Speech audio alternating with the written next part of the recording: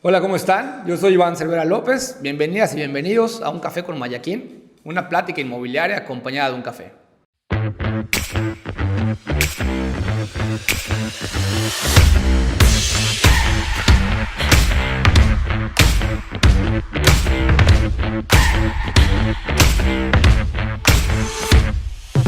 En el episodio de hoy tenemos como invitado a Edgardo Bolio. Edgardo es arquitecto y tiene una maestría en arquitectura por la University of London y además tiene un doctorado en filosofía con el enfoque en diseño urbanístico por la Oxford Brookes University. Toda esta preparación académica, además de sus más de 40 años como arquitecto y urbanista, sumada a su calidez humana, hacen que platicar con Edgardo sea un verdadero disfrute y sea una gran oportunidad de aprender y entender mejor sobre la sustentabilidad y el urbanismo. Platicamos de su experiencia como director fundador del INPLAN. El INPLAN es el Instituto Municipal de Planeación de Mérida, y de su óptica sobre el crecimiento inmobiliario de la ciudad y del estado. Espero que disfrutes de este episodio como lo disfruté yo, que te quedes con algo relevante del sector inmobiliario, que no se te olvide darle like y compartir el canal de YouTube y Spotify. Con esto nos ayudas a que llegue a más gente esta información y nos comprometemos contigo a generar más contenido de valor para que sigas conociendo y entendiendo mejor el sector inmobiliario yucateco. Hola Edgardo, muchísimas gracias por Iván, venir. Muchas gracias. Vuelvo, ¿no? Te agradecí hace ratito, te agradezco nuevamente por aceptar la invitación. Aprecio muchísimo tu tiempo y bueno, me dabas un poquito el contexto en lo que estamos en estas horas, pero muchísimas gracias por acompañarnos en Un Café con Mayaquín. Me gustaría, si te parece bien, empezar a platicar de lleno. Edgardo Bolio, arquitecto de profesión, Facultad de Arquitectura de la UADY, ¿no? De las primeras tandas. De las primeras tandas. De allá, maestría en arquitectura. Sí, yo me fui a estudiar a Inglaterra. Ok. Y estudié en Londres. Después me quedé un año más en Europa, fui a estudiar a Milán. Estuve haciendo investigación histórica en Sevilla. Después regresé a Yucatán. ¿Cuántos años estuviste allá? No mucho, 2. Ok. Pero después volví a hacer 5. Ya. Regresé antes de haberme ido, yo empecé a trabajar en la Facultad de Arquitectura muy joven, digamos, porque aún era estudiante cuando empecé a ser profesor. Ok. Las condiciones del periodo fundacional de la facultad pues eran muy particulares y tuve oportunidad de empezar a dar clases desde muy joven. ¿Estabas tú en últimos semestres y dabas inicios? Desde ¿O era así a casi mediados del camino empecé a ser profesor adjunto y cuando yo estaba en 8º semestre ya era profesor formal. Formal, oficial. Oficial. No era la Universidad Autónoma de Yucatán, se llamaba Universidad de Yucatán. Sí. Y después fui secretario administrativo de la facultad. Después me fui a estudiar a Inglaterra. Al regresar, pues, bueno, yo ya había empezado también a tener trabajo como diseñador y constructor, tanto en vivienda residencial como después entré a un tema de diseño de desarrollos inmobiliarios de interés social. Y trabajé entonces el diseño, el prototipo de la casa y del desarrollo urbano. Ajá. Trabajé algunos años en eso también. Después las circunstancias de la vida hicieron que empezara a tener más participación en la facultad. Fui jefe de posgrado. Después fui director de la facultad 2 veces. Y al término de eso me fui a hacer un doctorado. Ya tenía casi 50 años cuando fui a estudiar a Oxford y soy doctor. Y trabajo en el tema de diseño urbano. Bueno, mi doctorado, o sea, el título en Inglaterra es doctor en filosofía. Sí. Pero con, digamos, y mi área es de de diseño urbano. Y al regresar de esto, nuevamente me reincorporé a la Facultad de Arquitectura hasta hace unos años que ya me jubilé. Pero en esos últimos años, pues la ciudad decidió crear un instituto nuevo que es el INPLAN, el Instituto Municipal de Planeación Urbana, y me invitaron a ser director. O sea, bueno, de hecho me invitaron a una entrevista y después a otra entrevista y después a otra entrevista y finalmente me designaron director. De acuerdo. Y pues soy el director fundador y hasta este momento el único que ha habido. Me encantaría profundizar un poquito en estas experiencias porque en esos contextos, ¿no? Sin que sean indiscreciones, pero estamos hablando de muchos los 80s, más o menos. Claro que ¿no? sí. Irte a Inglaterra a estudiar, o sea, porque no era... Bueno, yo las condiciones fueron difíciles, entre difíciles y dificilísimas. Me puedo imaginar. Ajá. Una de las cosas maravillosas que aprendí es a no comer. Pero aparte de eso, la gran experiencia es abrir horizontes. Y lo que me ofreció en ese momento fue expectativas, líneas de futuro. Y yo creo que, no sé qué tanto aprendí de arquitectura, pero aprendí muchas cosas de vida. Sin duda. Y que me han ido sirviendo a lo largo del tiempo de diferentes maneras. Cuando yo llegué al Implan como director, yo ya tenía bastantes años recorridos en mi trabajo profesional. Yo me gradué en el año 82 y me nombraron director del Implan en el año 2014. Yo ya tenía 30 y tantos años de desarrollo profesional y creo que llegué al Implan también con cosas que dar. Y no solo a ver qué pasa, sino también a tener la oportunidad de hacer cosas, ¿no? Proponer, ¿no? De proponer. Y esa es una cosa que ha sido muy enriquecedora para mí mismo. La verdad es que te decía yo al inicio que pues buscamos que esto sea un contenido sin censura de ningún tipo y que podamos platicar libremente lo que sea.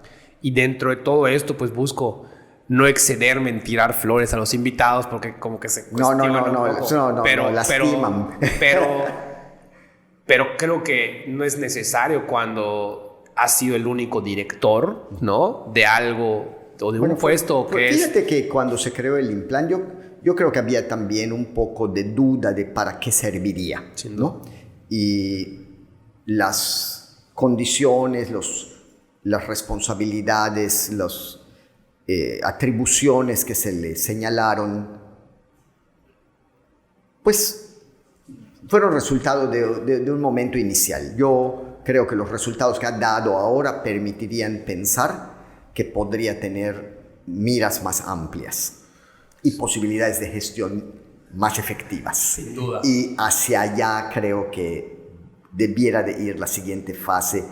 Digamos, yo creo que también ya tuve suficientes años allá. Pero hay que cerrar bien también. Me gustaría que profundizáramos mucho más en eso más adelante, pero un tema estatal, ¿no? O sea, hemos hablado, no necesariamente contigo, no directamente contigo, pero se ha hablado mucho de la necesidad que hay de escalar la planeación esta iniciativa estatal, a una escala mayor. Se habla de por lo menos algo metropolitano, como algo más a corto plazo, pero que eventualmente pueda tener un impacto a nivel estatal. Sí, estoy de acuerdo. Porque te decía yo esto, vuelvo, ¿no? Y entender un poquito el contexto de tu experiencia, tanto académica como profesional, y entender que estás desde el 2014 en el Implan.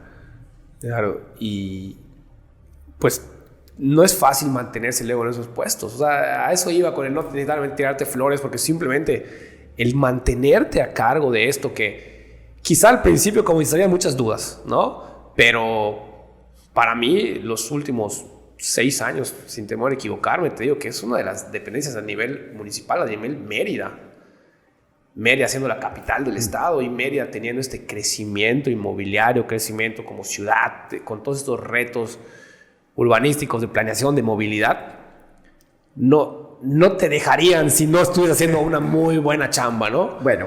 Oye, no lo vas a decir tú, pues lo digo yo. Oye esto, uno de los grandes proyectos del Implan fue el Programa Municipal de Desarrollo Urbano que se hizo en el año 2016 y se terminó en el 17. Ahorita estamos modificándolo. Sí. Pero yo creo que hubo un proyecto de transformación de las tendencias del desarrollo urbano. Porque en términos sencillos, yo te diré que el programa anterior o los programas anteriores estaban planteados para que se pudiera urbanizar cualquier parte del territorio municipal, ¿no? Ese era el punto en donde estábamos. No había algún esquema de restricciones ni de ordenamiento en ese sentido, porque a lo mejor no era necesario, ¿no? Sin embargo, llegó un punto en el que si la tendencia se mantenía, las condiciones de gobernanza del desarrollo urbano y de tener eficiencia en la prestación de los servicios, en la seguridad pública y mantener la calidad de vida y dar la calidad de las infraestructuras, se iba a ver mermada. Entonces, había que tomar una decisión que era, voy a ponerlo así, como ponerle el cascabel al gato, ¿no? Ajá. Sí. Entonces, eso querría decir, bueno, ¿cómo podemos modificar las cosas? Entonces, bueno, creo que se dio un proceso que a mí mismo me sorprendió, que era como cambiar la tendencia. Y entonces dijimos, bueno, el municipio de Mérida tenía 88,000 hectáreas. Tú puedes urbanizar donde sea. Y había que cambiar el discurso y decir, todo sigue siendo nuestro, pero vamos a crecer con orden y con sustentabilidad. Y por lo tanto, aunque sea tu terreno, el Estado tiene las atribuciones para darte las autorizaciones para urbanizar o no. Entonces, no estoy poniendo en riesgo tu propiedad privada, correcto, pero estoy ejerciendo mi derecho a poner orden en el desarrollo. Y entonces hubo una negociación. Bueno, hubo dos cosas. Hubo un proyecto construido en forma colaborativa por las cámaras, las universidades, los grupos sociales, la propia autoridad, de que el desarrollo tenía que tener un cambio de dirección. Y por otro lado, hubo no sé qué, es un milagro de alianzas y de voluntades para formalizar el cambio. ¿Qué quería decir? Que antes podías urbanizar en cualquier lugar del territorio y ahora ibas a aceptar que ya no era así y que iba a haber unas zonas donde tenían prioridad número 1, otras prioridad número 2, otras prioridad número 3, prioridad número 4. ¿Cómo podía alguien que tenía todos los derechos para hacer eso, o sea, de urbanizar, sí, renunciar aceptar a este derecho, a ese derecho? Bueno, pues te tengo que decir que hubo dos circunstancias muy importantes. Una, que hubo una voluntad política para decir que todos los que tenían derechos adquiridos por haber iniciado cualquier trámite de urbanización, aunque solo hubiera sido ir a golpear la puerta nada más para averiguar, se les respetó su derecho. Correcto. O sea, no hacerlo retroactivo, digamos. Nada empezaste algo. Bueno, de hecho, no solo no se hizo retroactivo, sino ni siquiera se afectó a quien ya hubiera señalado un interés, intención, sin que hubiera tenido ni siquiera un derecho legal. Ya, sí. Entonces, si el esquema garantizaba certeza jurídica a quien ya hubiera iniciado algún proceso, y eso quedaba garantizado, entonces podíamos pasar a la segunda parte de la historia. ¿Cuál es la segunda parte de la historia?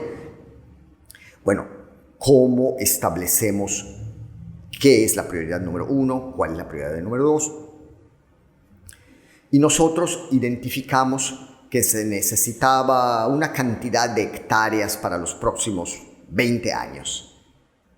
Pero las negociaciones tuvieron que ser un poco flexibles y abrir un mercado de tierra superior al de las necesidades inmediatas.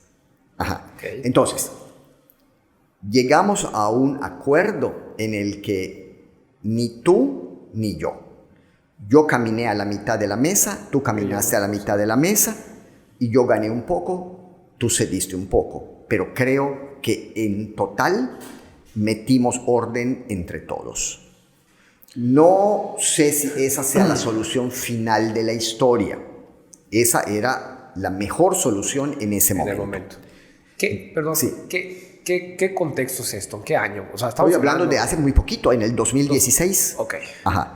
Estoy hablando de hace muy poco. Sí. Entonces, decir que había 88,000 hectáreas disponibles para urbanizar y pasamos a 40,000. Se dice muy fácil quizá, ¿no? Pero entenderlo es bien complicado. No necesitábamos las 40,000. Claro. Con 30,000 nos daba. Fue esta negociación de 10,000 extras para ceder 40. Que había que acordar. Yo pienso que en un trabajo serio de gestión, uno debe de reconocer que los actores que participan en la negociación tienen intereses legítimos, tienen también responsabilidades asociadas con sus intereses, también tienen poderes que pueden ejercer o no para poner en juego sus voluntades. Y uno de los grandes retos consiste en saber jugar, ¿no? De manera que balancees lo que a unos les interesan con los otros, asociarte con los unos y con los otros, y finalmente no hablar de una confrontación, sino de acuerdos que garanticen en principio que cada quien obtiene algo de esta jugada. Un beneficio común. Un beneficio. ¿No? Hay que también poner en esa balanza un actor un poco anónimo, que es el ciudadano común, que es mayoría y que tiene alguien que defender esa voz. Sí, no. Y a la autoridad le corresponde de alguna forma defender la voz de las mayorías. Entonces, el proyecto no creo de ninguna manera que sea la perfección absoluta, eso de ninguna manera lo propondría así, pero en el momento en el que se logró el acuerdo, pienso que se lograron 2 o 3 cosas muy valiosas. Una, ganó el bien común sobre el particular, ganó un proyecto de visión de futuro sobre el del presente y hay una buena disposición para seguir jugando y para seguir negociando y para seguir construyendo los futuros.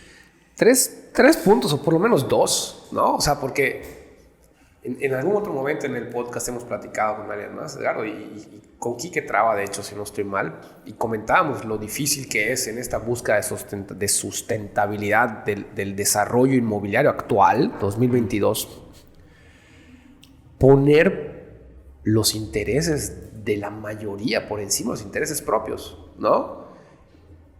Y el que se haya logrado de esta forma me parece que es un gran logro, ¿no? La otra es eliminar esta mirada cortoplacista. Exacto. De hoy tengo un beneficio, ¿no?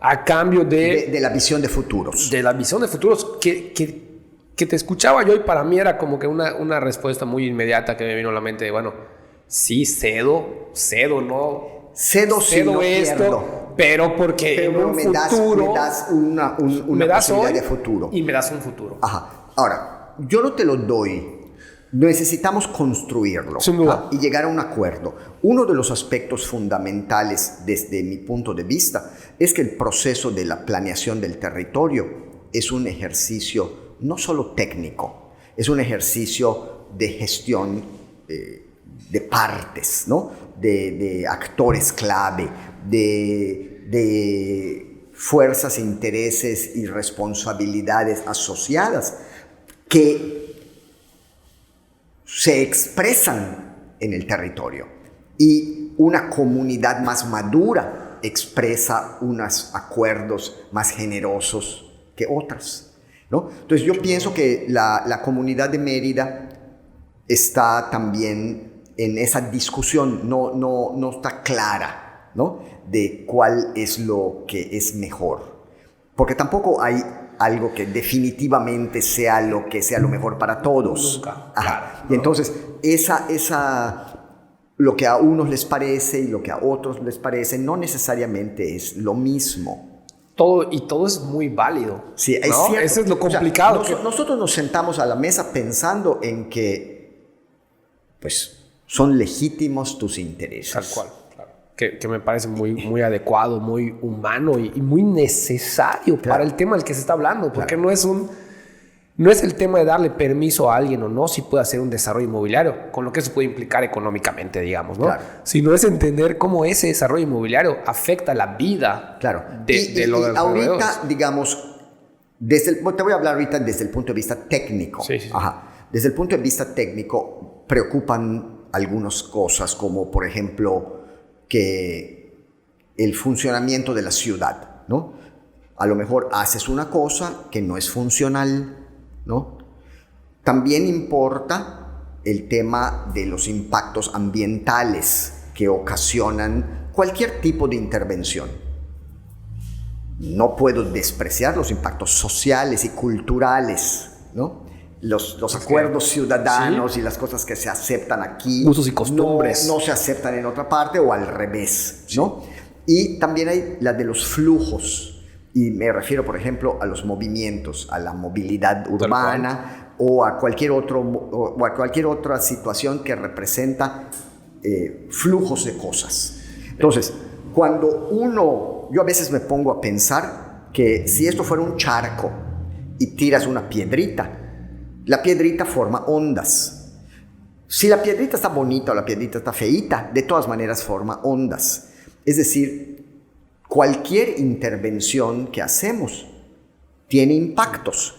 Estos impactos pueden ser mejores o no. Entonces, bueno, habría que pensar que desde el punto de vista de establecer un criterio de orden, pues busquemos que los impactos sean lo más favorable posible, o busquemos cómo compensar los impactos que ocasionamos.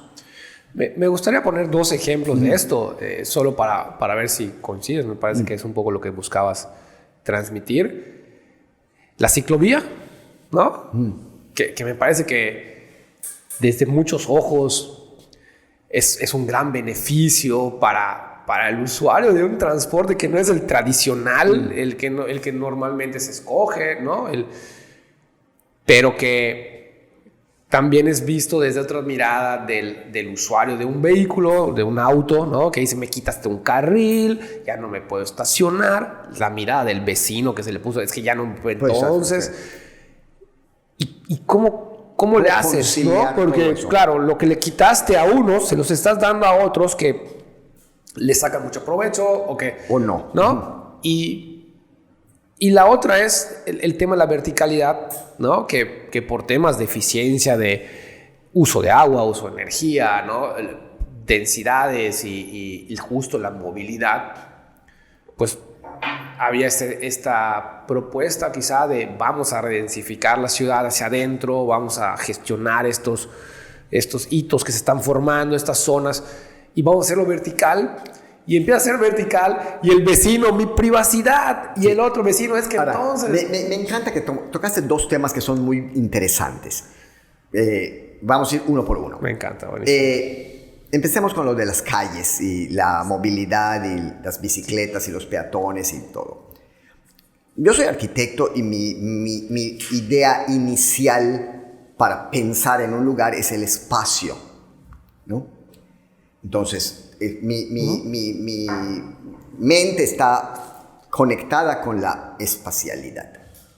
Y te quiero contar una anécdota porque me parece muy interesante. Por favor. Que yo estaba conversando con unos regidores donde estábamos planteando, bueno, las necesidades en el centro de la ciudad, hay que aumentar las escarpas, ¿no? La gente, o sea, rebosa. Sí, así. No hay dónde estacionarse, está la calle, está el camión, o sea, es una cosa que no da el espacio. Y mi discurso se orientó a los metros. La calle mide tantos metros y aumentamos 5 centímetros y le quitamos 10 centímetros. Y finalmente toda la discusión se hizo en términos de medidas de espacios.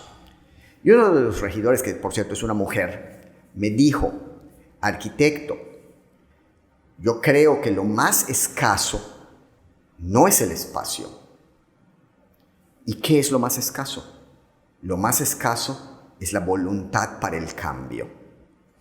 Porque finalmente la posibilidad de aumentarle 5 centímetros a la escarpa o no aumentársela representa un acuerdo social, un acuerdo de voluntades. Y estamos ahorita teniendo el reto de que si queremos, si estamos apuntándole a paradigmas de transformación, esto implica cambios en el comportamiento. Lo más escaso no son los metros. Lo más escaso es la voluntad para el cambio. Y me parece que es interesante y vamos a voltearlo porque también es la más amplia de nuestras oportunidades de mejora. Sin duda. Sin duda. Este tema que la verdad es que me reconozco muchas veces hablando de esta cultura, en una queja, ¿no? En un tema de que por qué no generamos esta conciencia y por qué... Pero es verdad, o sea, al final estas miradas pueden estar tan encontradas, claro, ¿no? Pueden estar tan, oye Iván, pero me quitas estos 5 centímetros, entonces ya no pasan, ya no me estaciono, ¿no? Sí, oye, sí. Y es muy válido, volvemos a este tema, ¿no? Del punto de partida donde cada óptica en el tema, nada más para cerrar ya punto de la movilidad y ya. Sí, ¿no? Nosotros valoramos que se hizo unas mediciones de cuántos viajes se hacen al día y no sé qué. No son datos actuales los que tengo, son datos que ya tienen 5 o 6 años, pero en ese momento las cifras eran como de 1.200.000 viajes al día en Mérida. Wow. 1.200.000 viajes al día quiere decir que una persona se mueve una vez. Sí, claro. O 2 veces, ¿no? Bueno, no es tanto, pero de ese número, el 30% era en automóvil y cerca del 60% en transporte público. Ajá. No parece así, ajá, pero la enorme mayoría de los ciudadanos no usan coche. Ajá. Y el diseño de nuestros espacios de movilidad le da preferencia al automóvil particular más que al vehículo de transporte colectivo. Quiere decir que podemos pensar en un nuevo acuerdo de organización del espacio. Yo no soy partidario de matar a nadie para darle que el otro viva. Necesitamos buscar un acuerdo que concilie las necesidades y los intereses de todo y se expresaría como reordenar el espacio. Si yo reordeno el espacio y yo digo, bueno, si el 10% va a pie, si el 20% va en no sé qué, si el 15% va en no sé cuánto, si el 50%, pues bueno, pues yo le podría decir de la calle, le voy a dar el tanto por ciento a esto, el tanto por ciento a este, el tanto por ciento a este, para darle a cada quien la parte que le corresponde. Está muy simple. Claro. No, está muy simple. Pero significaría modificar las condiciones actuales. Porque yo estaría estableciendo un criterio de organización numérico. Sí. Ajá. Que me parece que es un gran punto de partida. Es un punto de... ¿no? Y pueden empezar a venir... Es un punto de conversación. Completamente, ¿no? También me queda claro que hay, qué tanto funciona si solo se hace una división aritmética, ¿no? A lo mejor no es la mejor opción, pero solo lo estoy planteando como para abrir la conversación de que en los términos de la organización del espacio colectivo, un punto podría ser darle a cada grupo lo que le corresponde, punto. Ahora, ¿podríamos ser todavía más eficientes o podríamos modificar esas tendencias? Ahí empieza la cosa más difícil. Estoy seguro que sí. Ajá. Pero vamos poco a poco. Lo escaso es la voluntad del cambio. Claro. Bueno, yo creo que va acompañado todo eso también con un poco de poner en la mesa de la conversación estos temas sin excesivo hígado. Completamente. Ajá. Un poco más de cabeza y menos estómago, ¿no? De manera que podamos entender algunos argumentos, porque hay a favor y hay en contra, y bueno, pues y entender, tampoco es todo blanco, ni tampoco todo es negro. Ni todo para ti. Ni todo para mí, ni todo para ti. No se puede, ¿no? ¿no? Todos tenemos derechos. Somos parte de una sociedad, ¿no? Eso que estamos diciendo es el tema de la movilidad y está íntimamente relacionado con los flujos y la manera del funcionamiento de la ciudad. El otro tema que estabas diciendo es el de las densidades y las construcciones de altura. Si te parece, paso a ese tema. Por favor. Ajá. Mérida tiene 1 millón de habitantes, en términos simples. Sí. Ajá. Y de las 88,000 hectáreas que te digo que tiene todo el territorio del municipio, 26,000 hectáreas están urbanizadas. Okay. Ajá. Si tú divides 1 millón entre 26,000, te da 38 o 39, y eso significa que en promedio hay menos de 40 personas por hectárea. Estoy hablando de un número promedio. Sí. Reconozco que hay lugares en donde hay 180 personas por hectárea y hay lugares donde hay 1 persona por hectárea. Pero el promedio es 38. Muy bien. En términos de eficiencia de la ciudad, es ineficiente. ¿Qué es una ciudad eficiente? Una ciudad que está entre 60 y 80 habitantes por hectárea, hablando del promedio. Sí. Ajá, del promedio.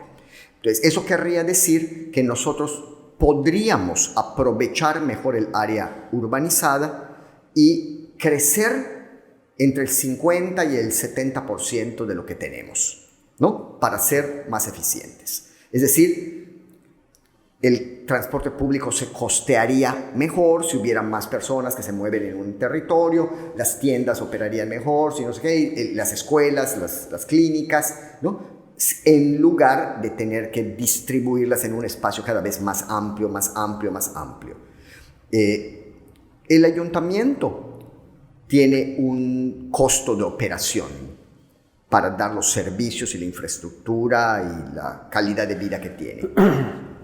Lo que recauda cada vez da menos para poder atender con la misma calidad un área que es más grande. Claro. Es como si tú tuvieras una casa o tuvieras 10 hijos y en vez de tener 10, 20, es la misma cantidad de dinero que entra. Claro. Entonces, en vez de comer un guiso, comen medio y después comen una cuarta parte. Después, o sea, unos comen y otros no. Ajá. Entonces, eso le puede pasar a la ciudad. Entonces, si queremos mantener algunas cosas como eficiencia en el funcionamiento, seguridad pública, calidad en los servicios, calidad de vida, vale la pena pensar que si un esquema de expansión ilimitada es la mejor opción o no. Entonces, el proyecto va no a la densificación, el proyecto va a la consolidación urbana y tiene 2 componentes: la consolidación urbana y número 2, el crecimiento ordenado. Porque si yo dijera que ya no crezca nada y pongo un anillo de hierro y que nadie salga de aquí, sería un desastre. Entonces, necesita dos componentes. Consolidemos lo que tenemos y crezcamos de manera ordenada. Eso significa, vamos a crecer poco a poco o en los términos que se requiera. Desde el punto de vista de los desarrolladores inmobiliarios, de quienes están en el negocio de los bienes raíces, se acercan a nosotros a decir, bueno, el marco actual del desarrollo urbano tiene una serie de restricciones que deja de hacer atractivo lograr la consolidación, porque, voy a decirlo simple, cuesta tanto la tierra, cuesta tanto el desarrollo inmobiliario, no hay manera de venderlo a ese precio. O algún tipo de ecuación que no sale en los números. No. Muy bien, estoy consciente. ¿Y qué quiere decir? Que estaríamos en disposición de explorar modelos innovadores que permitan un desarrollo ordenado que también sea un buen negocio. Pero no solamente estoy hablando de una relación entre metros y pesos, sino tengo que meter personas en el medio. Entonces tengo que garantizar una serie de condiciones de calidad de vida. Entonces, nosotros empezamos hace, no sé, unos 5 o 6 años, participando en un proyecto que nos invitó el Banco Mundial. Y el Banco Mundial, junto con una empresa consultora, estaban proponiendo que Mérida debería de revertir la tendencia de crecimiento expansivo y concentrarse, en el centro. Sí. Desde el principio vimos que la idea de que, desarrollo inmobiliario masivo en la zona central no era muy práctico. Sin embargo, sí se percibe que, digamos, a los alrededores del circuito colonias, sí, en toda la periferia de la ciudad, hay colonias antiguas que se están desocupando y hay oportunidades de desarrollo inmobiliario que podrían ofrecer condiciones interesantes. Ya sé que no es igual el norte que el sur, que el este que el oeste, pero hay público para el norte, para el sur, para el este y para el oeste. Muy bien. Entonces, más que nunca. Exactamente. Entonces, hay ahorita, o hemos tratado después, un segundo movimiento con CONAVI, la Comisión Nacional de la Vivienda, con Canadevi, con el IBEI, con el propio Ayuntamiento de Mérida, de valorar, si nosotros tenemos como proyecto consolidar la ciudad, a lo mejor las condiciones o el marco regulatorio no son completamente propicios. ¿Qué tendríamos que hacer para fomentar una consolidación? Sin excesos, claro, pero que pudiéramos cambiar las tendencias. Entonces, yo pienso que a dónde vamos, y eso es muy pronto, es a explorar proyectos piloto que nos permitan comprobar una hipótesis. Y la hipótesis es: podemos ofrecer alternativas que sean de buena calidad, funcionales, urbanísticamente, arquitectónicamente aceptables, económicamente viables en el contexto del interior de la ciudad. Entonces, yo creo que sí. ¿Hay una única fórmula que resuelva todo? Tal vez no, pero yo creo que deberíamos de apostarle a un procedimiento exploratorio para poner a prueba, antes de modificar las leyes en términos genéricos, ¿no? Que pudiéramos poner a prueba unos casos piloto, que pudiéramos evaluar y que pudiéramos decir: esto es lo que hay que mover, esto es lo que hay que dejar, esto es lo que hay que fortalecer, esto es lo que hay que hacer, porque me queda claro que el discurso teórico va a tener que estar acompañado con un ajuste en el campo normativo, en la innovación financiera, en la gestión del uso del suelo, y estamos hablando ya de palabras mayores. Sin duda. Vuelvo, ¿no? ¿Estoy bien? No, perfecto. Me dejas pensando muchas cosas, Edgardo. Lo primero es, nuevamente, el celebrar quizá esto que me cuentas de alguna manera, esta voluntad que creo que pues hay, ¿no? Hablamos de esta falta de voluntad, creo que hoy hay, porque me dices que está autoridad, están cámaras, están esos diferentes actores que pueden participar en esto. Que pueden participar. Entiendo de alguna manera también el reto, ¿no? Lo que implica, porque aún todos esos actores, hoy tenemos un tema inflacionario, por ejemplo, con los costos de construcción. Sí, es verdad. Que no hacen el mejor momento para explorar. O que por lo menos juegan. Pero o te ponen en un contexto muy complicado, ¿no? Nosotros empezamos pensando que lo que teníamos que hacer era un modelo de qué tipo de casas hacer. Claro. Y ya vimos que no se trata de un proyecto de casas. Se trata de un proyecto de casas y de comunidades. Sí. Ajá. Y que esas comunidades se trata del espacio público, de la movilidad, del equipamiento, de la calidad de vida.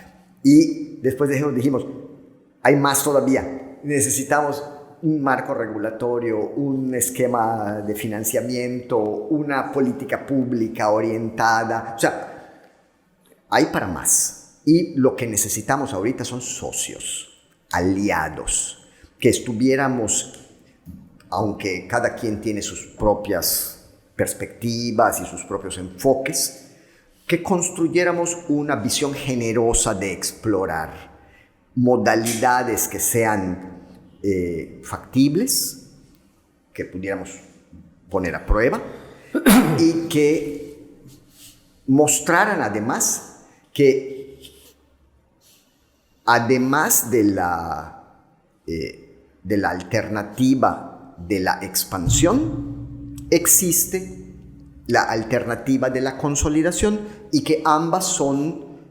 factibles, viables, razonables. Desde mi cancha, desde mi parte, desde mi área de comercialización, claro, te diría yo que hoy más que nunca también se abraza muchísimo la consolidación. O sea, y viene de esta expansión, porque hoy, lo comentábamos ayer o antier en una reunión con los desarrolladores, que si bien estar fuera, ¿no? Digamos, del periférico, baja el precio del metro, baja el precio de la tierra y te permite hacer un producto, un proyecto de casa o de unidad habitacional, porque hoy departamentos, claro, villas, todo, ¿no? A un precio más asequible, pues tiene ese atractivo. También está el tema de que hoy el internet es fundamental, por ejemplo, por decirte uno de los factores, ¿no? ¿Y cómo, el servicio cómo garantizas la conectividad digital? Exactamente. Por ejemplo. Entonces ya, oye, pues no, de repente ya tenemos casos, así como hace unos años era, yo prefiero irme más lejos, porque voy a tener el jardín, el patio y la piscina que estoy acostumbrado a tener como yucateco y con estos modelos. Y yo pienso que esos valores no tendrían por qué dejar de existir. Sin Lo duda. que yo estoy aquí diciendo es, como autoridad, lo que nosotros tendríamos que garantizar es que existe una amplia gama de oferta y que no quede supeditado a únicamente lo que me den, sino que yo tenga la oportunidad de elegir. El más importante de los valores de la democracia es la posibilidad de elegir, ¿no? Y si yo puedo elegir lo que quiero elegir. Y el hecho de tener estas opciones creo que también va de la mano del no crecimiento, que sí, está implícito, pero de la evolución. Claro. ¿No? Porque al final... estaríamos hablando de un desarrollo de la ciudad. Yo pienso que la ciudad está en un proceso de crecimiento actualmente y sería una bobería de mi parte decir que no crezca, ¿no? Eso no lo voy a decir. Pero lo que pienso es que sí puede crecer de mejor forma, ¿no? Puede crecer de manera más ordenada, más sostenible, y siendo un poco más sensatos también con las visiones de futuro, porque no necesariamente la tendencia de este momento se va a mantener por siempre.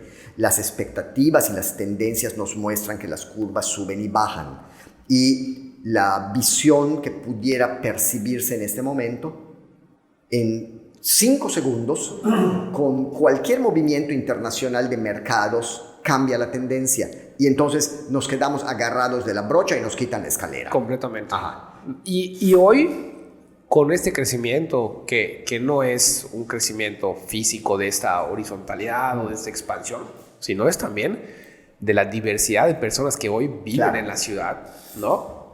También hay gustos, o sea, ya puede ir incluso más allá, o sea, hablando de esta oferta o de poder elegir.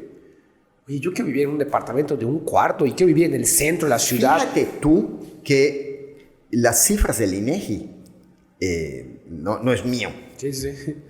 Hablando del tema de población y de cómo está la composición de los hogares, ¿no? El hogar, digamos, tradicional de papá, mamá e hijos sigue siendo el mayoritario. Ajá. Sin embargo, hay una aparición importante de otras modalidades de constitución de hogar, desde hogares unifamiliares hasta plurifamiliares, con todo tipo de variantes intermedias. Y tener 1 o 2 diseños de casa, pensando que eso funciona a todo mundo, creo que ya queda caduco. Y que es necesario pensar en un nuevo paradigma de vivienda, y que esto abre las oportunidades del diseño, abre las oportunidades de la convivencia, también está cambiando las oportunidades de la temporalidad de ocupación de una casa. A lo mejor antes era común tener una casa y nacer allá y morir allá. Toda la vida. Ahora a lo mejor se está dando de yo vivo aquí 10 años, y aquí 20 años, y aquí 5 años, y aquí 3 años. Y hay una dinámica de movilidad habitacional que se está dando, que también está dentro de las ecuaciones del mercado. Y que no dejo de incluir en esta evolución, ¿no? Sí. O sea, que no es solo el crecimiento en cantidad o en tamaño. Es una transformación de cómo operamos. Que va de la mano, ¿no? Sí, y lo que tú estabas diciendo también es verdad. Nuestra sociedad es cada vez más diversa, con diferentes culturas y grupos culturales que somos diversos, complementarios, diferentes, pero que convivimos en un mismo espacio finalmente. Y que al final, hablando nuevamente de estos cambios, de esta evolución, es entender, o no sé si es demasiado concluyente el entender, pero me parece por lo menos que Mérida hace 10 años es distinta. Radicalmente casi, ¿no? Aunque hay voces a favor y en contra, en general, espero no ser demasiado ingenuo con mi comentario, esta es una sociedad bastante generosa. Sin duda. No, creo que sí. Hospitalaria. Evidentemente hay muchas que se pisan, cosas así, ¿no? Pero independientemente de eso, sí es una sociedad que acepta. Creo que la generalidad es por allá va. Es muy generosa, es hospitalaria, sí. Y sabes que igual pienso, me parece que hay que considerar que incluso va más allá, ¿no? Porque quiero hacer referencia a tu experiencia en Inglaterra, ¿no? Una de las cosas que me compartes es cómo cambia tu perspectiva del mundo. Yo tuve la oportunidad de ir un semestre a estudiar en la universidad de Estados Unidos. Y cuando yo volví fue... Te ofrece una perspectiva distinta. Me la pasé conviviendo 6 meses con personas de todas partes del mundo, porque hay como esos clubes de estas personas. Entonces, yo conviví con gente de todo y entender cómo eran sus costumbres, ¿no? Y estas pláticas, y oye, que todo. Y para mí, antes de irme, y me fui a la universidad, ¿no? O sea, no me fui de prepa, de nené, ¿no? O sea, ya... Pero mi perspectiva era solo Mérida. Había tenido oportunidad de viajar, vacaciones, esto, pero... Habías ido a Campeche. Pero ya había salido a Campeche. Pero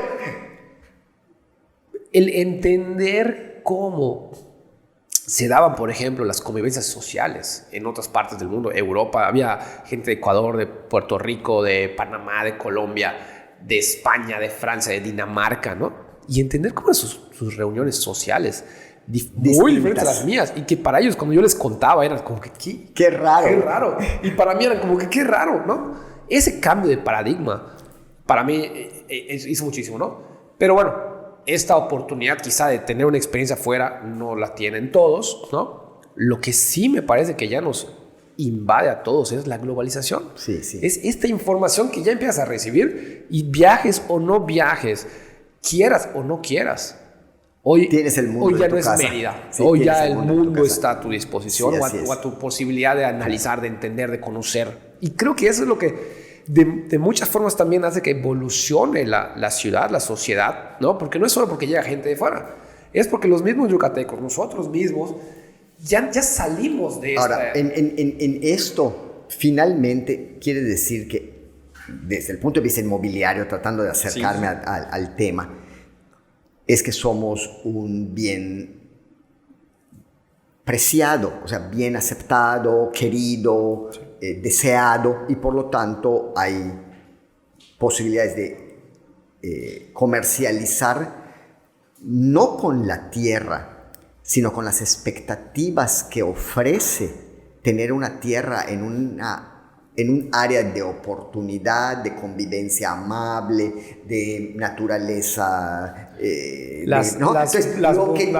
vendes no son metros, lo que tú vendes son expectativas. Claro. Y entonces, esas expectativas no tienen límites territoriales. Y entonces se venden igual los terrenos que están dentro de este territorio que los del de al lado, porque eso es difuso, ¿no? Sí. Y entonces dentro del mercado inmobiliario creo que también esto es un tema que amerita poder garantizar que lo que ofreces es lo que efectivamente das, y no solamente de palabra, sino que haya manera de ofrecer certezas. Completamente. De desarrollo, de calidad, ¿no? Y que creo que esto implica la necesidad de poner cierto orden para que no resulte que nos hemos comido entre nosotros mismos y nos quedamos sin nada. Completamente.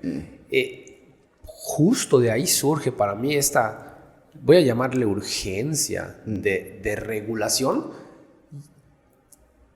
del sector inmobiliario, ¿no? No digo, sin incluir necesariamente lo que hablábamos de este plan estatal, sería de mucho hecho, más en este fácil, momento en eso se está trabajando. Sería mucho más fácil el ya tenerlo, sería mucho más fácil tener ese nivel de certeza, porque creo que el problema es que ante la falta de regulación ponemos en manos de un grupo de personas que ven por sus intereses, ¿no? Humanamente, para no juzgar tampoco y no entrar en particularidades, porque hay también de todo, pero el patrimonio, no de alguien, o sea, el patrimonio de la sociedad, del municipio, del estado, ¿no? Decías ahorita esto que vendemos esta expectativa, se vende la marca Mérida. Claro, ¿no? es eso. Yucatán y Mérida en lo particular se vende la seguridad, la gastronomía, cultura, lo que me digas, ¿no? Lo único que no vendemos son los mosquitos y el calor, pero ya hasta eso queda en segundo plano, cuando pones en la balanza todo lo demás. Y se expresa en metros. Y se expresa en metros y se expresa en un master plan, ¿no? Ahí precioso, en unos renders de casas clubs y de lagos y dices, oye, esto está en Mérida. Por eso lo que tú está en Yucatán. O sea, lo que se está vendiendo es una expectativa, ¿no? Y bueno, en el tema de mercadotecnia me imagino que eso es la cosa más fina para vender, ¿no? Sí. Y también pienso que el gran reto es que eso se materialice, porque no solo estés vendiendo aire. Y es que para mí hoy ya está esta problemática de los lotes de inversión. También en el podcast hemos hablado muchísimo de esto. Pero hoy no me preocupa tanto el que lo que te ofrezco es lo que te entrego en términos de la casa club, la urbanización, va a tener calle, va a tener luz, es propiedad privada, ¿no? Estas cosas que ya hoy, hace 3 años, era nuestra preocupación, ¿no? Que no estaba tan Estos claro. fraudes, estas cosas, publicidad engañosa. Hoy... Eso es menos, ¿no? Eso ya está casi, te lo aseguran que está y normalmente está. Para mí el tema es que te cumplo lo que te ofrezco, pero lo que te ofrezco no es adecuado. No va de acuerdo a el crecimiento deseado, no va de acuerdo a una sustentabilidad. Y tanto el crecimiento adecuado como la sustentabilidad va a terminar teniendo una implicación en que se cumpla este objetivo de inversión. Porque cuando este usuario, que es la gran víctima de esta situación, ¿no? El usuario, el que invirtió, el que compró, el que... Oye, ¿me vas a cumplir? Investigué y sí me vas a cumplir, pero mi desconocimiento como usuario me hizo solo confiar en que si legalmente estaba todo bien, vamos a llamarle. Compré en este polo que está aislado, que no tiene conectividad, que no tiene sustentabilidad, que no tiene servicios, que tiene una carreterita que le da acceso y que cuando los 500,000 terrenos que vendieron se ocupen, ¿no? Eso no va. Vas a requerir un helicóptero para moverte, ¿no? Entonces, hoy creo que eso es lo que más preocupa y por eso la importancia de definir zonas de desarrollo, ¿no? De definir, oye, aquí esto va bien, aquí no, aquí esto quizás es más industrial. Te digo, con alguien platiqué, no sé si en algún momento contigo o en esas sesiones que hemos podido participar del INPLAM, pero era el soñar con un estado sectorizado, ¿no? Esto es industrial, esto es vivienda, esto es agrícola, esto es mixto, ¿no? Aquí puede haber un poco más de todo. Pero que lo sepas. Que puedas tener certeza, ¿no? Que pueda yo decirle a mis clientes desarrolladores o a un inversionista o a un usuario normalito, decirle, oye, no, ya no. O sí, lo que tú estás buscando, Edgardo, es acá. Aquí, claro. Y ya está, ¿no? No solo por la parte comercial de podérselo decir, sino porque creo que el usuario final es el protagonista, ¿no? Visto desde tu postura probablemente como una autoridad, como eso, oye, ¿no? Te toca defender al usuario, claro, ¿no? Como desarrollador, en esta ambición noble le llamo de repente, ¿no? Porque, claro, si eres desarrollador estás buscando generar dinero, ¿no? Claro, estás buscando tener una ganancia. Es correcto. Pero puede ser con esta óptica sustentable, ¿no? Una de las cosas que finalmente algunas personas plantean es que, bueno, todo esto que se está ganando, pues también está válido, pero también valdría la pena pensar qué cosa puedo dar, qué legado puedo dejar, cuál es mi contribución finalmente en esta historia. Ajá. Entonces, en ese proceso yo puedo mirar, ¿verdad? Pero finalmente, ¿en qué se traduce? Yo hice algo trascendente que valga la pena, algo trascendente, porque finalmente esperaría uno que además de todas esas otras metas, y que también son todas válidas, también uno pueda contribuir a la construcción de una cosa que es mejor que lo que uno recibió. Me parece que nuevamente y de verdad que soy muy romántico en ese sentido, ¿no? Pero me parece que dejarlo en manos de esta voluntad que ya coincidimos que escasea, ¿no? Es un poco la situación, porque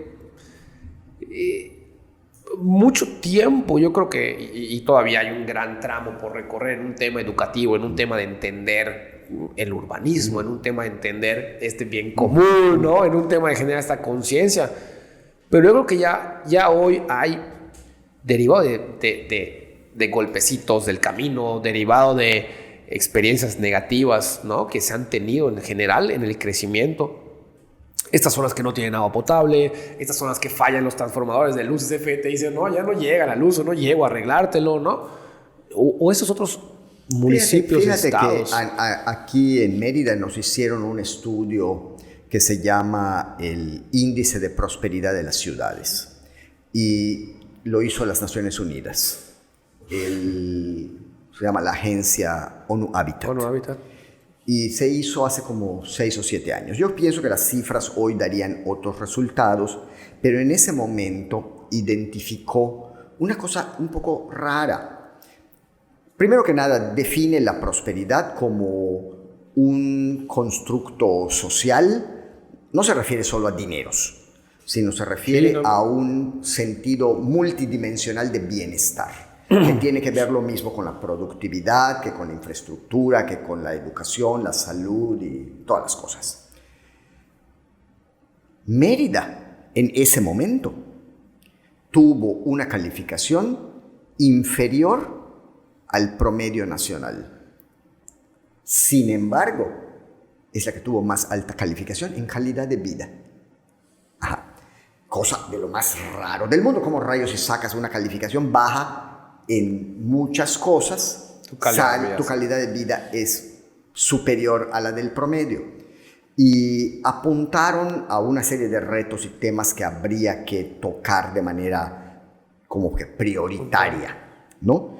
Y entre esas cosas señalaron en forma genérica la necesidad de la gobernanza de la urbanización, y por ello estaban relacionándose a que no podemos estar creciendo como sea. Teníamos que meter un poco de orden. Y el segundo componente es a reducir los desequilibrios en la dotación de infraestructura, equipamiento y servicios, porque Mérida, de alguna forma, todavía manifiesta diferencias que no son buenas. Y que lo que haría que nuestra ciudad fuera mejor es que las diferencias se reduzcan, que se equilibren las cosas, y que implicaría una ciudad que tuviera como elementos rectores el derecho a todas las personas a los beneficios de la ciudad, que se expresa en muchas formas. Y que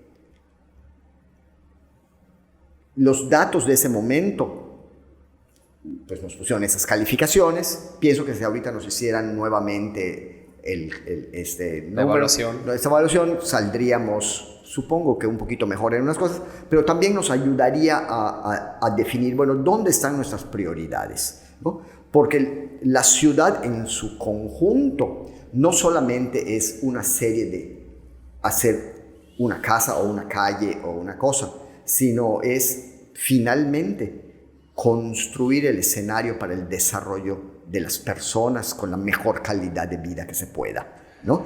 Y eso no es un trabajo de hacer calles y casas y escarpas y poner parques y hacer árboles y sembrar y poner luces en las calles. O sea, eso se necesita, pero más que eso, ¿no? Con la construcción de comunidades y la construcción de acuerdos sociales que potencien el desarrollo.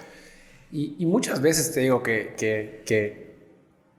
me declaro como muy romántico en esos análisis o en esto, pero pienso que este romanticismo no está para nada peleado con la productividad, con la eficiencia, con la utilidad.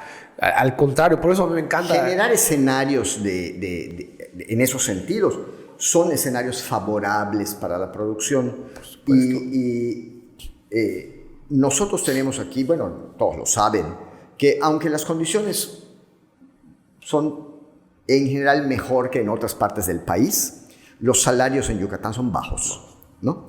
Y que la especialización en el trabajo todavía no se ha logrado y que necesitamos todavía mejorar las capacidades para posicionarnos como una ciudad más competitiva o como una región más competitiva en diferentes ámbitos, ¿no?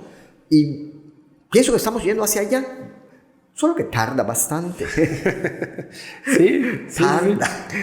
Pero bueno, vamos caminando. Que volviendo al tema un poco de la globalización y esto, ¿no? O de o de esta voluntad que sí se da en este 2016, ¿no? Que hubo los celebraba acuerdos, yo, ¿no? hubo los el acuerdos. que se este acuerdo de poner el largo plazo o el mediano plazo, si quieres, encima del corto, porque creo que hoy es otra cosa que juega en contra, ¿no? El hablar de planear, el hablar de beneficios para todos, ¿no? O de este romanticismo, te digo, ¿no? Productivo, porque...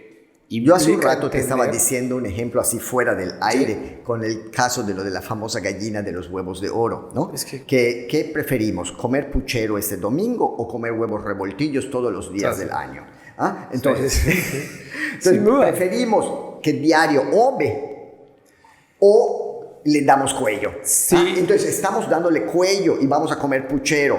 Un día. Pero un día. Y te mueres de hambre después. Ajá, entonces, en un pensamiento... Claro que ese ejemplo que puse no sé si qué tanto guste, pero bueno, en un pensamiento sostenible, o sea, debemos de pensar en estas oportunidades de una reproducción de los bienes y de las riquezas y de las cosas, sí, ¿no? que además vayan a diferentes plazos. Te puedo poner un ejemplo además hasta a lo mejor no solo o van a lo mejor hasta tiempollitos. Oye, exacto, ¿no? Exacto, ya tienes 5 gallinas que ponen huevos, ¿no? Y ya de repente puedes dar el lujo de un puchero. Comes un puchero de vez en cuando el día de tu santo, pero sigues en lo demás. Me pasa mucho con el tema del desarrollo de la tierra de repente, ¿no? Tengo 10 hectáreas. La voy a dividir, pero hay que hacer calles. Entonces, oye, voy a hacer mi calle. ¿De cuánto me permite la ley? La mínima. De 7. Oye, si le quito. Oye, y si la haces más grande de lo normal, ¿no? Y se vuelve una fortaleza y se vuelve un valor agregado. Oye, pero me va a costar más dinero. Depende cómo lo veas, porque te va a costar o vas a tener que erogar, vas a tener que hacer un gasto, una inversión mayor. Pero toda la tierra que vas a tener alrededor... Sube de precio. Sube de precio en el instante. Sí, es cierto. ¿No? Y eso es como muy cuantificable. Pero si además le metes este valor exponencial de decir, como tú eres el único que estás haciendo hoy calles de 14, ¿no? De 12, ¿no? Vas a tener este posicionamiento, vas a tener, oye, yo quiero comprar allá donde la calle es de 14. Una de las cuestiones, o sea, puede parecer una vacilada, pero... el espacio que no se usa, ¿no? O sea, vamos a poner el espacio público, un jardín, un espacio colectivo, o sea, que no lo vas a comercializar, lo vas a... El área no vendible. Le da plusvalía a la otra. 100%. Y también valdría la pena pensar que en este juego, pues hay diferentes capacidades de adquisición y que por lo tanto, ahorita yo he percibido, si me permites una por favor. Observación, como que una atención importante hacia grupos que tienen valor adquisitivo medio para arriba, que es perfectamente válido. La invitación es a tener un proceso de reflexión y de atención creativa a modalidades de intervención urbanística y arquitectónica para otros grupos, porque todos todos son potenciales usuarios, requieren estos servicios y entonces, bueno, pues yo pienso que también dentro del gremio puede haber gente que está más o menos enfocada a unos sectores o a otros. Entonces, bueno, vale la pena ir también abriendo estas opciones, viendo que hay opciones en diferentes frentes y esto es muy importante porque se necesita creatividad, ingenio, centavos, ganas de desarrollar para ofrecer alternativas que sean de mejor calidad que las que hoy estamos dando. Completamente. Y vuelvo a este ejemplo de si soy el único. Hoy hay un área de oportunidad. Voy a hablarte de este sector el nivel socioeconómico, que no es tan preciso al rato, pero bueno, para hablar de un poco esto, de este intermedio, del nivel bajo-alto, ¿no? El que no llega a medio. que no se resuelve con una vivienda de interés social, por la ubicación probablemente, por donde se mueve normalmente, por el número de la familia, ¿no? Pero, y que no tenemos opciones. Entonces, la invitación es construyamos alternativas. Personas. Ampliemos las oportunidades de elección. Y no sé si es una justificación, pero que de alguna manera, cuando he buscado yo enfocar, digamos, a esos segmentos, claro, se vuelve esta receta no da, ¿no? Oye, es que para que sea atractivo, para que sea algo que... Estamos de acuerdo, por eso hace un rato decía, bueno, vamos a explorar cómo sí. ¿Cómo sí? Completamente, sí. ¿no? Porque todos merecemos que los talentos y las creatividades y las innovaciones estén a la disposición de todos los sectores. Y de verdad que celebro muchísimo y ojalá que no solo sea el Implan, ¿no? Sino que esto vaya permeando un poco más o en más departamentos o áreas de gobierno, porque el hecho de que el gobierno esté buscando impulsar estas, ¿no? Me parece que hace mucho más fácil el camino. Y no porque necesariamente tenga que haber algún beneficio explícito del gobierno directo, sino porque muchas veces se cuestiona lo nuevo, lo disruptivo, lo novedoso. Entonces, a ver si es verdad. O el inversionista no quiere participar porque duda. Claro. O el desarrollador no está dispuesto a arriesgar porque también, pues, hay que decirlo, ¿no? Bueno, pues está claro. Estas apuestas requieren de un montón de lana, ¿no? Y que, oye, ¿qué nivel de certeza puedo tener? ¿Qué tal Pero si no? viene el gobierno y dice, oye, no, espérame, ¿no? Yo voy acá y yo puedo y vamos a ver cómo. Vamos a acompañar. ¿Y cómo sí? Me parece que sería súper acertado. Creo que es un muy buen momento. Creo que es un tema muy necesario. Sí, por eso, no sé si te parece como tratando de cerrar esto. El punto es, necesitamos ideas, mecanismos que sean creativos, innovadores, que amplíen las opciones. Lo que en este momento tenemos como modelo de desarrollo, a lo mejor va a cambiar en el futuro, pero por lo pronto estamos buscando consolidar lo que tenemos y crecer de manera ordenada. Que te decía yo el tema de la redensificación y el término correcto, e incluso el discurso es consolidación. Y vamos a usar una estrategia que es la densidad, pero no es la única estrategia. Claro. ¿No? Entonces, yo cambiaría el discurso para decir, nuestro proyecto no es vamos a densificar. Nuestro proyecto es vamos a consolidar lo que tenemos. Y como una de las estrategias usamos la densificación. Hay otras estrategias que también tenemos que poner en la mesa. Y que al fin y al cabo lo que queremos es mantener las calidades de vida o mejorarlas y hacer más funcional y operativa la vida urbana. Completamente, porque eso, ¿no? A veces igual pues, podemos caer en extremos de percepción, de decir, es que redensificar, entonces me vas a poner acá 5,000 departamentos. Claro. No necesariamente, ¿no? O sea, no se cierra esa opción, pero no es que esté orientado a eso. Al meter todos los... Eso es lo interesante para mí, ¿no? Porque tampoco se puede en cualquier parte. Ni conviene. Y depende mucho del análisis, porque si solo analizas, quiero densificar, bueno, pues de repente, pues sí, aquí, en ese terreno de 3,000 metros, puedo hacer, porque físicamente pisos, es viable 100 pisos, ¿no? Oye, espérate, pero no es viable porque entonces el tráfico, porque entonces la sustentabilidad, ¿dónde van a abastecerse? ¿Dónde están los servicios? ¿Qué nivel hospitalario hay? No sé, ¿no? Me parece que es de las cosas que más también disfruto de tener oportunidad de repente de estar con ustedes. Uno de los temas como el tema del desarrollo urbano no es un tema científico. No es que tenga yo una fórmula que diga sumo 2 más 2 y da 4 y no sé qué. Es una construcción de diferentes, es multifactorial, multidimensional, complejo. Porque al final se trata de un ecosistema, ¿no? De algo vivo, de algo que es del día a día y que, como decías tú hace ratito, hoy es así pero no necesariamente.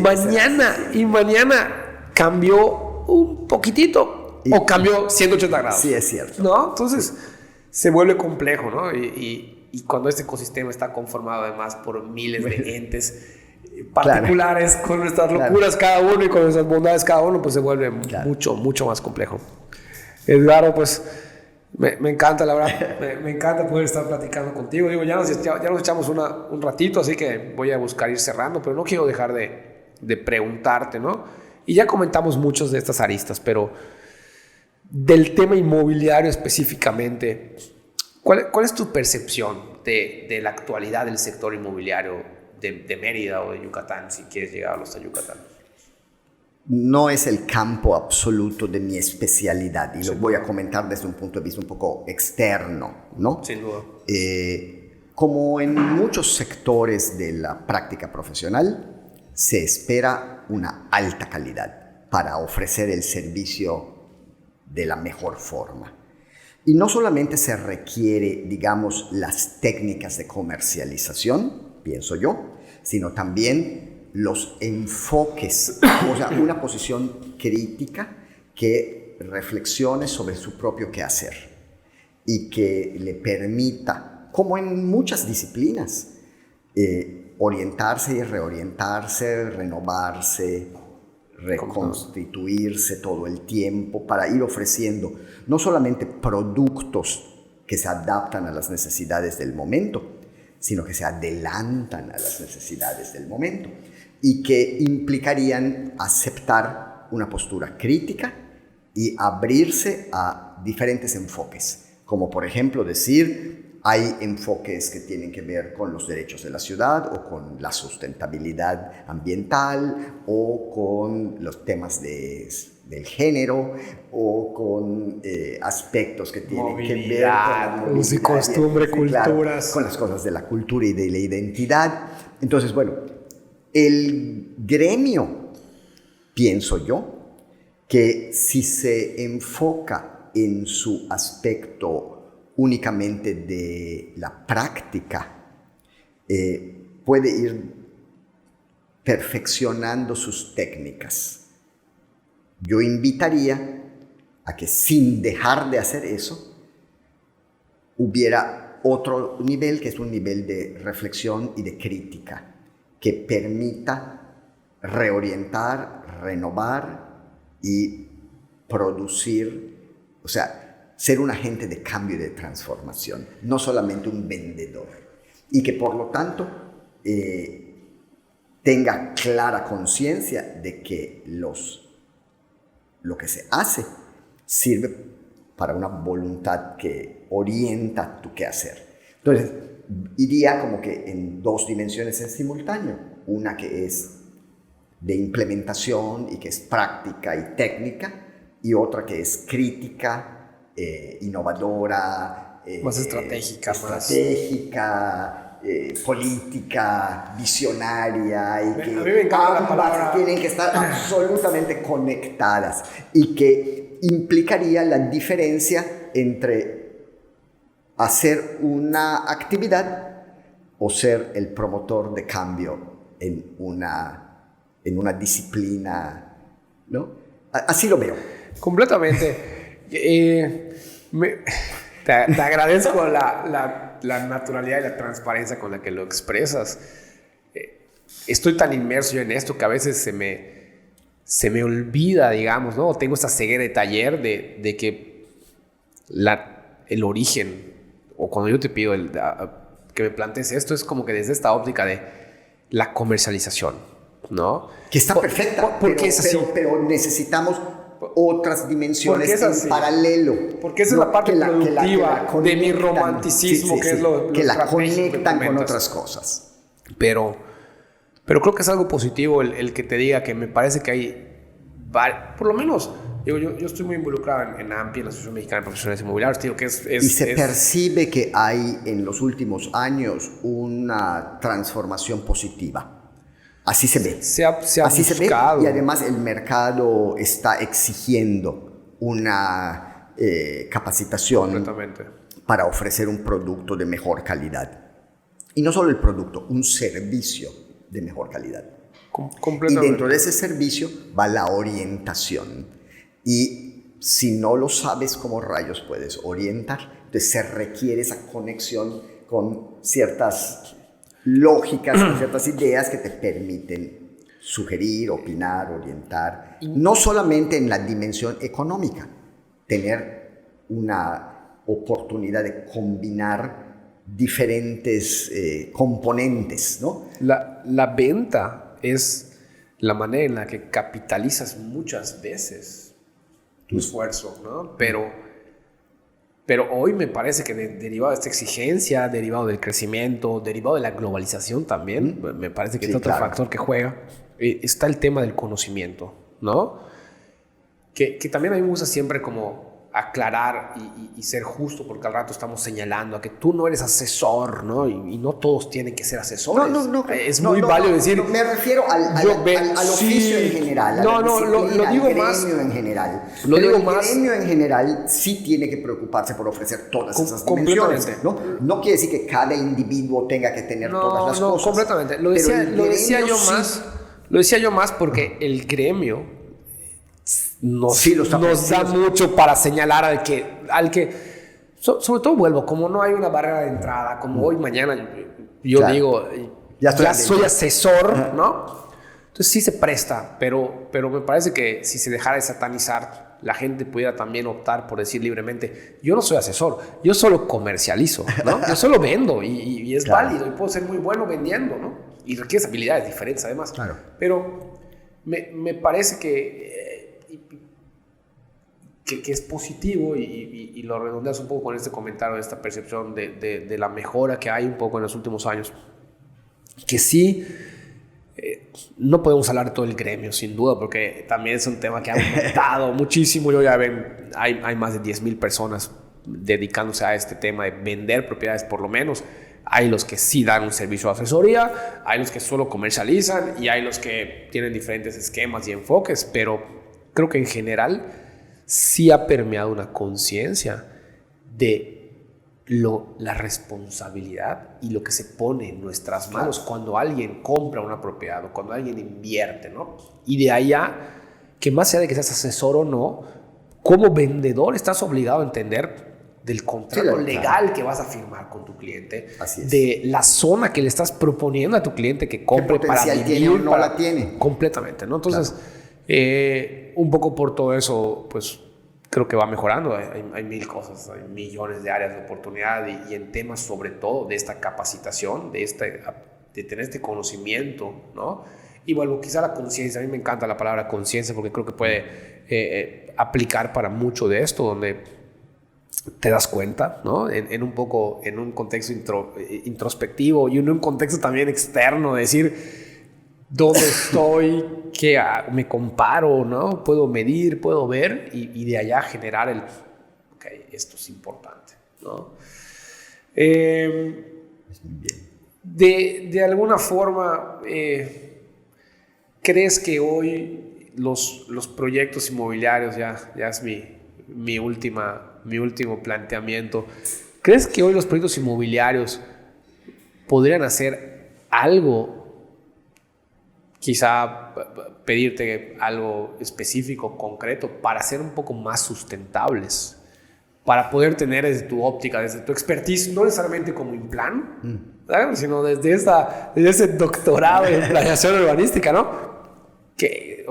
Y no es una receta general también, puedo entender eso, pero algo que se te ocurra, que creas que de lo que puedas observar. Una de las cuestiones, digamos, que a mí me parece importante, es que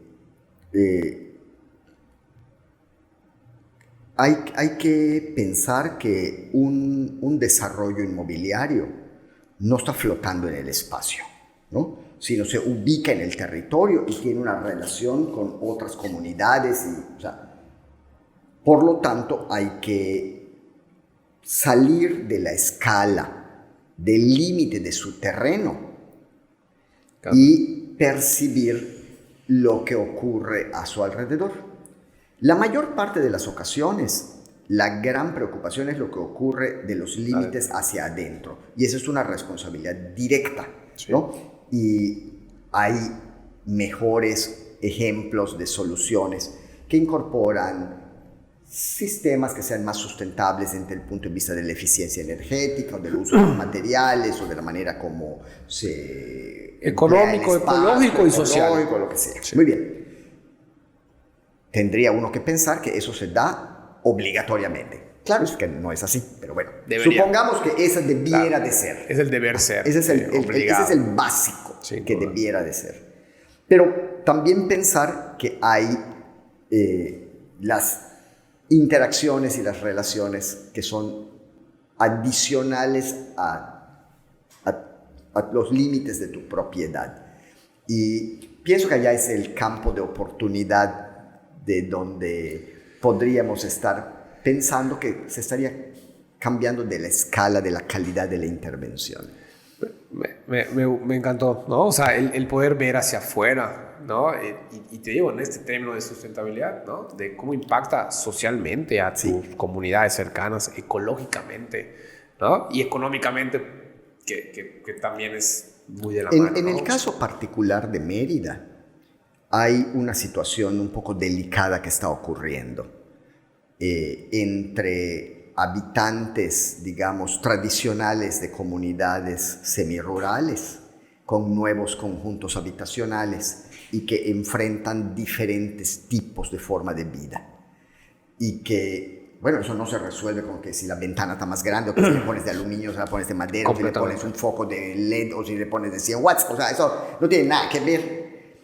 Pero hay una interacción directísima entre el que vive aquí y el que vive enfrente. Se me ocurre para poder tratar de ejemplificar esto un poco, nuevamente las bicicletas y las ciclovías, ¿no? Tú pones un desarrollo de Concal a Xcuitum, por decirte cualquier cosa y no llevarnos a nadie. Demasiado lejos.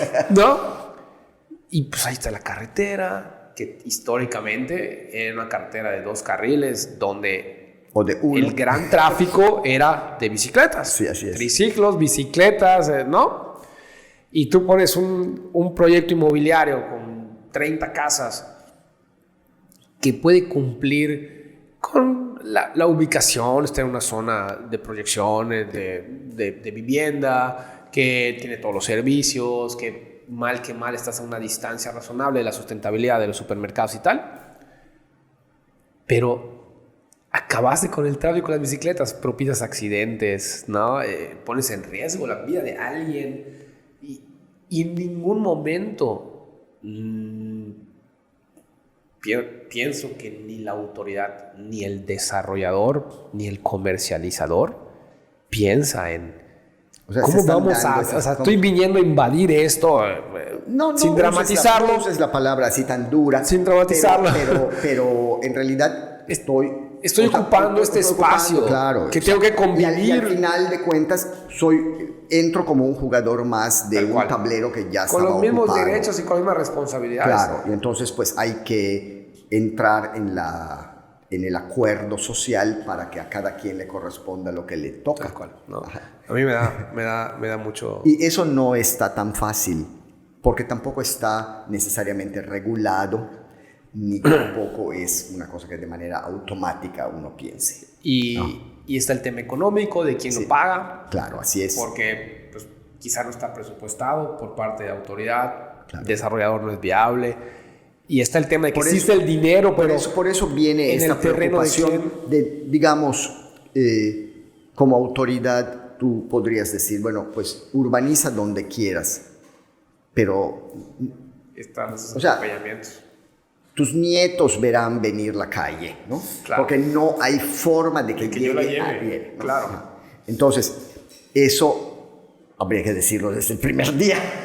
Y hoy se dice, ¿no? O sea, hoy por lo menos Mérida te lo puede decir con claridad. O sea, hasta aquí es zona 4. Sí, no hay forma. No hay, ¿no? Es zona 2. Agua hasta acá, ¿no? Pues Edgardo, muchísimas gracias, Diego. Podría yo podríamos seguir platicando. Te agradezco mucho nuevamente. Me gustó mucho la plática. Gracias. Te agradezco compartir.